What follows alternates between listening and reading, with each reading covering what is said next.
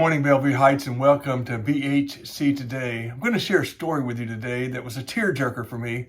I heard it many years ago, but it reminds me the importance of placing value on people. Her name was Mrs. Thompson. She was a fifth grade teacher, and as she stood in front of her fifth grade students on the first day of school, she told an untruth. She looked all of her students in the eye, and she told each of them she loved them all the same. But deep down, she knew that wasn't true.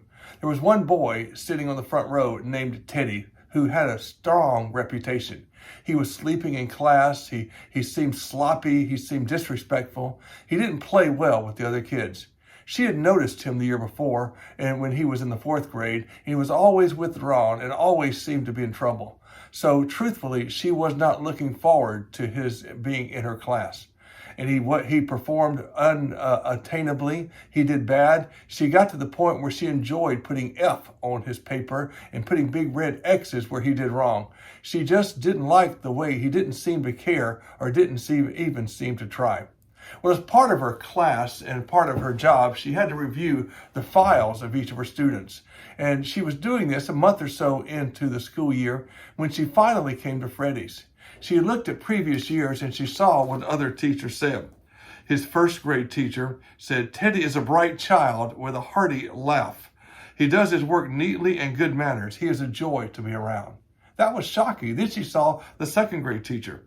"Teddy is an excellent student and well liked by his classmates, but he's troubled because his mother has a terminal illness and life at home must be a struggle." His third grade teacher said, "His mother's death has been hard on him.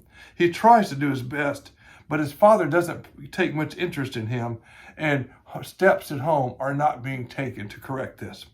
And the fourth grade teacher said, "Teddy is totally withdrawn and doesn't play with the other kids. He has lost interest in school and doesn't seem to care about anything." When Miss Thompson read these things, she realized the problem was not Teddy, but the problem was herself. She even felt worse that Christmas when they all brought presents to her, and Teddy's did not come neatly wrapped in wrapping paper, but an old paper sack that he had gotten from the school garbage can. And while the other students snickered when she opened Teddy's presents, it was a small broken bracelet with missing rhinestones and a small thing of perfume that was almost empty. And she opened it and tried to smile, brokenhearted, realizing his story. And she looked at Teddy and said, "This is very nice, Teddy. Thank you." After school, when the students were leaving, Teddy walked by her and looked at her and said, "Mrs. Thompson, you smell just like my mom today. Thank you for wearing that perfume."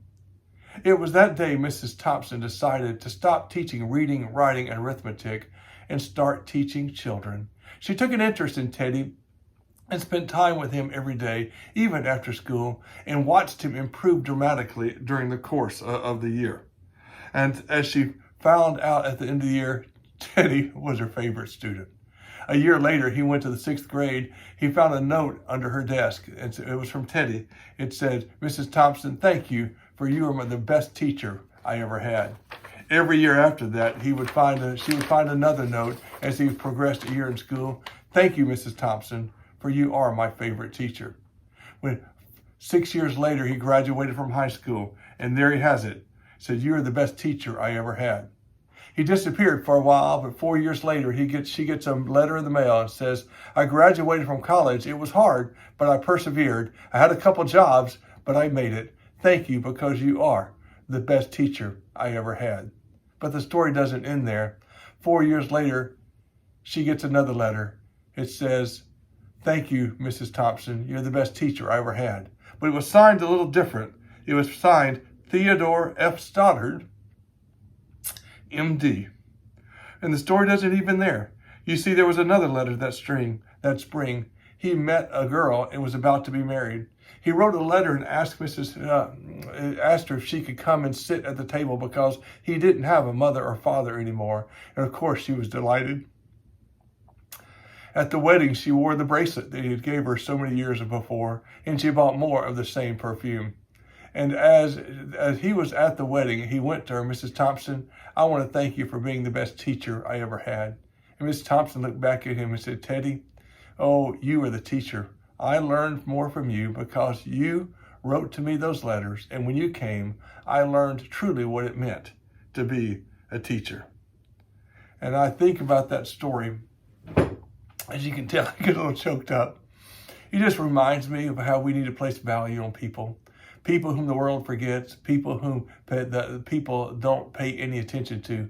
We have the ability as Christians to love others and to care for others and to make them realize how special they are to God. May I encourage you today to love others and encourage others. There's a Teddy out there who needs your love. And that, my friends, is an encouraging word.